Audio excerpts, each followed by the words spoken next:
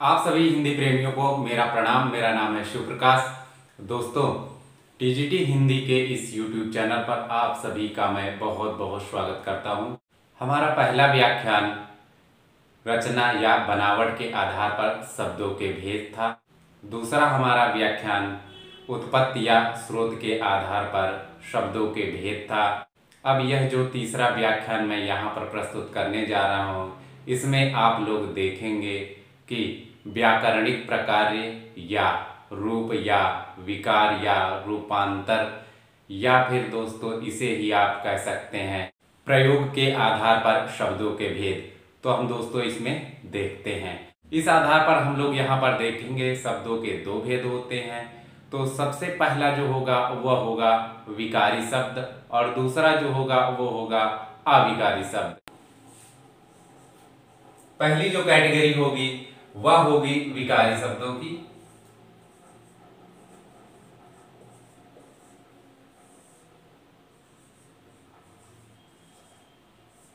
और दूसरी जो होगी वो होगी अविकारी शब्दों की।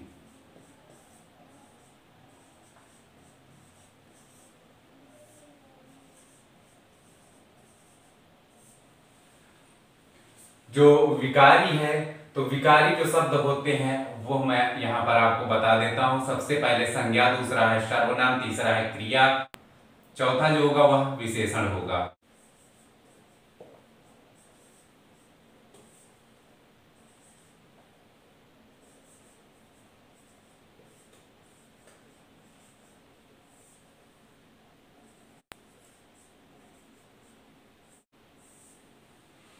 तो ये चार टाइप हो जाएंगे। इसके साथ ही दोस्तों यदि हम अविकारी की बात करें तो यहां भी हम लोग देख लेते हैं। नंबर 1 पर क्रिया विशेषण,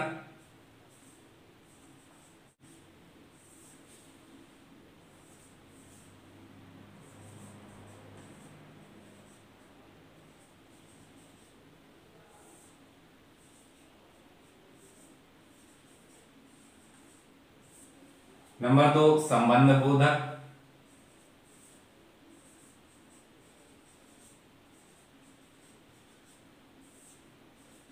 समुच्चय बोधक,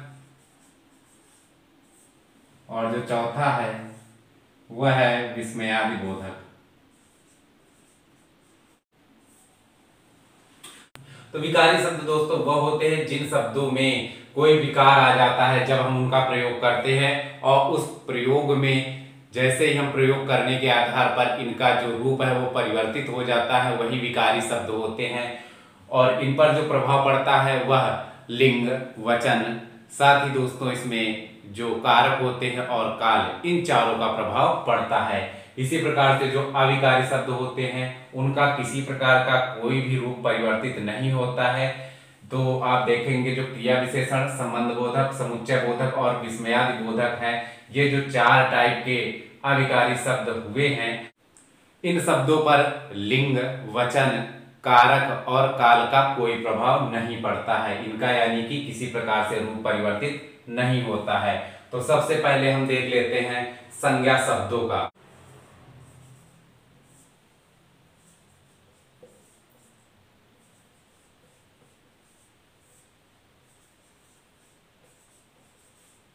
वे शब्द जो काल, कारक, लिंग, वचन के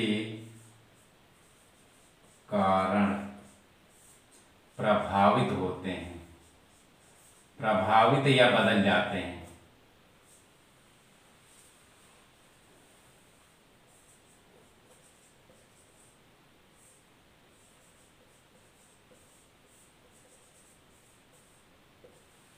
तो वे शब्द जो काल, कारक, लिंग, वचन के कारण प्रभावित होते हैं या बदल जाते हैं। तो दोस्तों अब यहां पर जैसे कि आप लोग देख पाएंगे जो संज्ञा है, संज्ञा में जैसे हम लिख देते हैं राजा। अब राजा क्या है? राजा एक संज्ञा शब्द है। अब इस पर मैं अगर लिंग का प्रभाव डालूं तो आप देखेंगे तो यहां पर बन जाएगा रानी। इसी तरह यदि हम राजा पर वचन का प्रभाव डालें तो हो जाएगा राजाओं।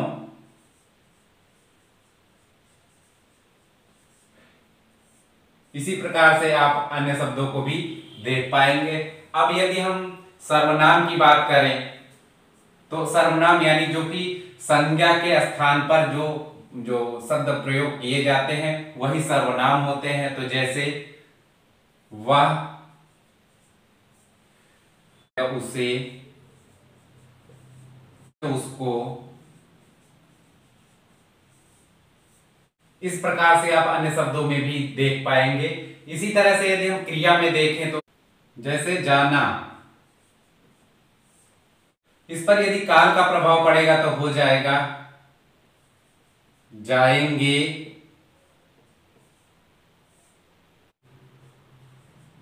गए, गया आदि आदि रूपों में आप लोग यहां पर देख पाएंगे। इसी प्रकार से हम विशेषण में देखते हैं तो देखिए बड़ा,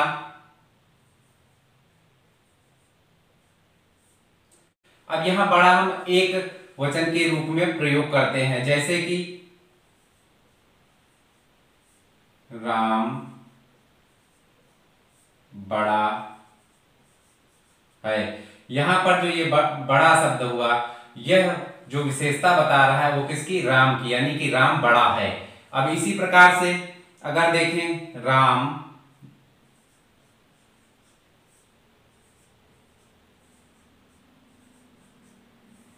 सबसे बड़े हैं, यानी कि यहां पर जो बड़ा था वह यहां पर बड़े के रूप में परिवर्तित हो गया। इस प्रकार से आपने देखा कि यहां पर जो विकारी शब्द हैं वो किस प्रकार से परिवर्तित होते हैं। लिंग वचन कारक और काल का जो प्रभाव पड़ता है संज्ञा सर्वनाम क्रिया विशेषण के ऊपर, तो वहां पर जो विकार आता है वही विकारी शब्द होते हैं। तो उनको एक बार मैं यहां पर आपको दिखा देता हूं। लिंग के कारण विकार,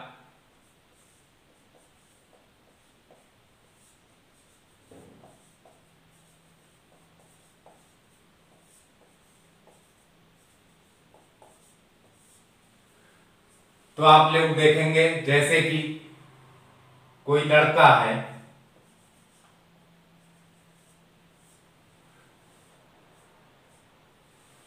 तो ये पुल्लिंग है। अगर हम इसको स्त्रीलिंग में कन्वर्ट करेंगे तो ये लड़की बन जाएगा।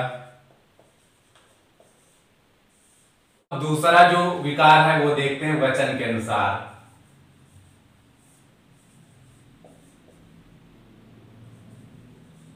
तो वचन के कारण विकार, जैसे किताब है,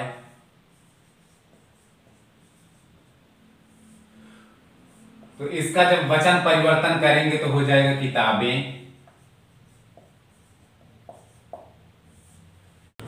इसी तरह से कलम,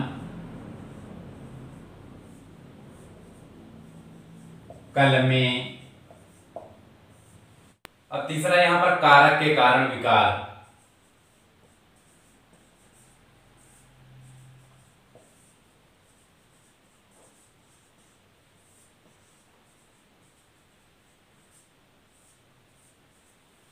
तो कारक के कारण किस प्रकार से विचार होता है तो देखो,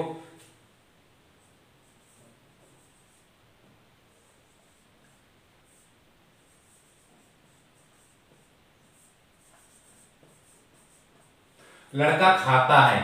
अब इसमें जब कारक का परिवर्तन होगा तो क्या बनेगा ये,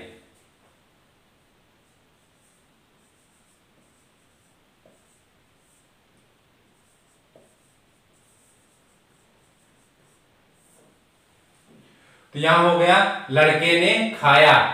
जबकि ये लड़का जो है वो एक वचन ही है, यहां पर लड़के ने खाया तो लड़के किसके लिए कहा गया है, इस लड़के के लिए ही प्रयोग किया गया है। लेकिन यहां यह एक वचन ही है, ये जो लड़का है यह एक वचन ही है, लेकिन यहां पर इसका रूप परिवर्तित हो गया है। जैसे यहां पर कारक ने लग गया है, तो आपने देखा कि यहां पर लड़के का रूप परिवर्तित होकर लड़के हो गया, लेकिन इसका अर्थ वही रहा, यानी कि एक वचन ही रहा।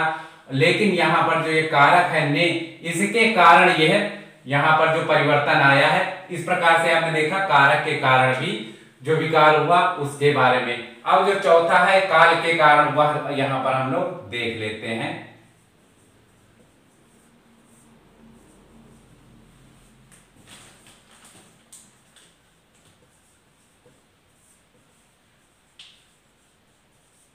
यहां पर देखेंगे हम,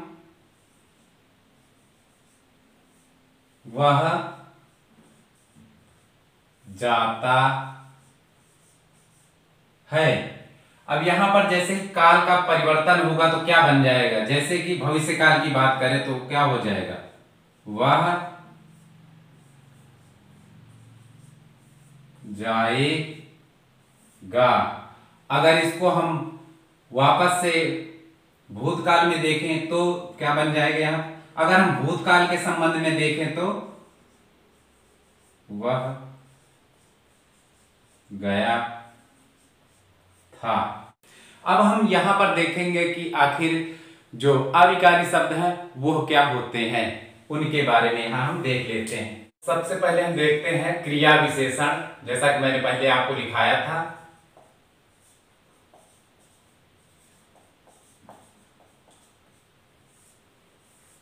तो क्रिया विशेषण में जो शब्द क्रिया की विशेषता बताते हैं, तो इसमें क्या, जैसे कि राम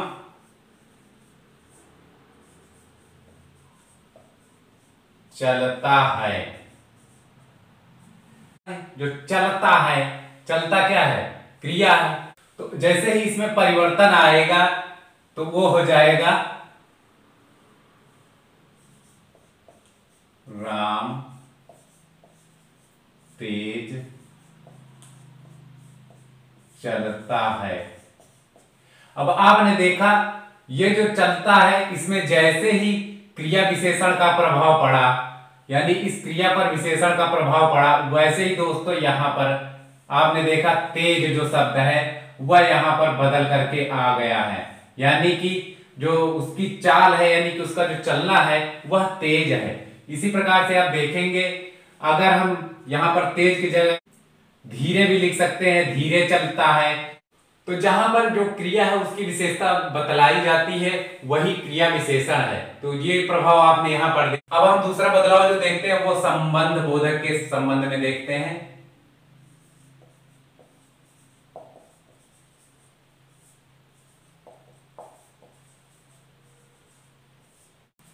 संबंध बोधक में जब किसी शब्दों के द्वारा कोई संबंध बताया जाता है तो वह जो होते हैं शब्द वही संबंध बोधक होते हैं। जैसे कि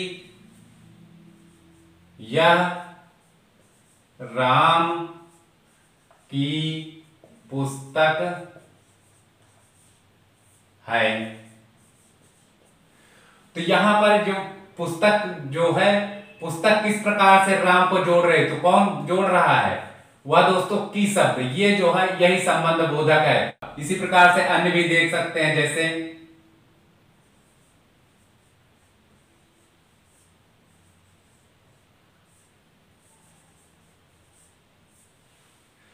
अब यहां पर लिखा मैंने श्याम का घर। अगर घर किसका है तो सीधे सी बात है राम का, तो यहां पर ये जो का शब्द है यह संबंध बोधक हुआ। इसी प्रकार से हम अगला जो देखते हैं वो होता है समुच्चय बोधक।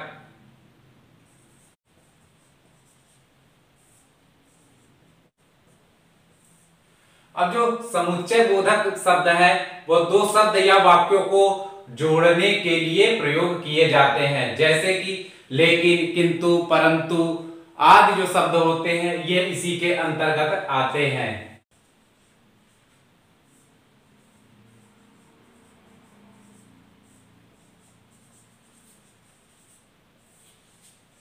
फिर भी,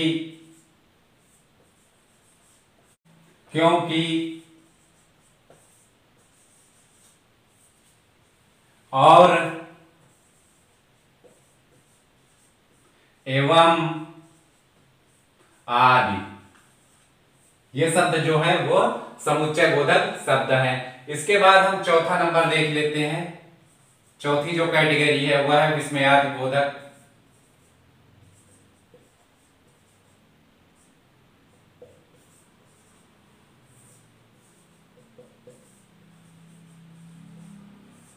अब जो विस्मयादि बोधक है तो इसमें वह सारे शब्द आ जाएंगे जो कि उत्साह, दया, दुख, आश्चर्य को प्रकट करने के लिए या इस तरह के जो शब्द होते हैं वो जो प्रयोग होते हैं वही विस्मयादि बोधक शब्द होते हैं। तो आप लोग देखेंगे उत्साह, दया, करुणा कह लो,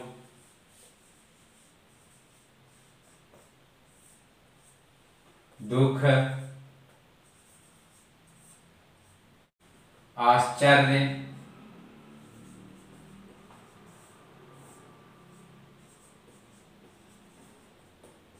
संबोधन आदि इस प्रकार के जो शब्द होते हैं वह इसमें आते हैं। तो इसमें से जैसे कि हे राम, अरे वाह,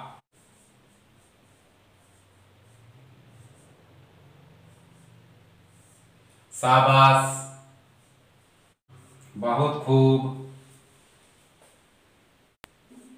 जीते रहो, ओह, खुश रहो आदि जो शब्द हैं यह इसी कैटेगरी में आते हैं। तो इस प्रकार से आपने देखा क्रिया विशेषण, संबंध बोधक, समुच्चय बोधक और विस्मयादि बोधक। तो आप लोग इसको नोट करना है तो नोट कर लीजिए। उम्मीद करता हूं मेरे द्वारा दी गई ये जानकारी आप लोगों के लिए काफी हेल्पफुल रही होगी। कृपया वीडियो को लाइक करके हमारा उत्साह बढ़ाइए। साथ ही यदि आप लोग यहाँ पर पहली बार विजिट किए हैं तो चैनल को सब्सक्राइब करके घंटी के निशान को भी दबा लीजिए ताकि मेरे द्वारा अपलोड किए गए वीडियो का आपको नोटिफिकेशन प्राप्त हो सके। साथ ही दोस्तों, यदि आप लोग इस मंच का हिस्सा अपने दोस्तों को भी बनाना चाहते हैं तो इस वीडियो को उनके पास अवश्य शेयर करें ताकि वह लोग भी इस मंच का हिस्सा बन करके हिंदी के समृद्धि के लिए कार्य कर सके। तो मिलता हूं एक नई जानकारी के साथ आने वाले अगले वीडियो में। तब तक के लिए जय हिंद, जय भारत। वीडियो देखने के लिए आप सभी का बहुत बहुत